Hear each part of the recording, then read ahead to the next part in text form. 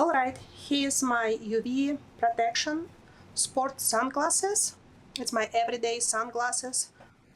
They are good for female and male. Why I got them? Because I like to put my sunglasses on top of my head like this when I'm not using them.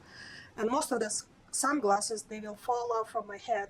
But this one, because it has a rubber ends here, they stay pretty tight on my head, so they don't slide enough when I'm not using them. Also, it doesn't get tangled, nose pieces doesn't get tangled in my hair, which I like a lot.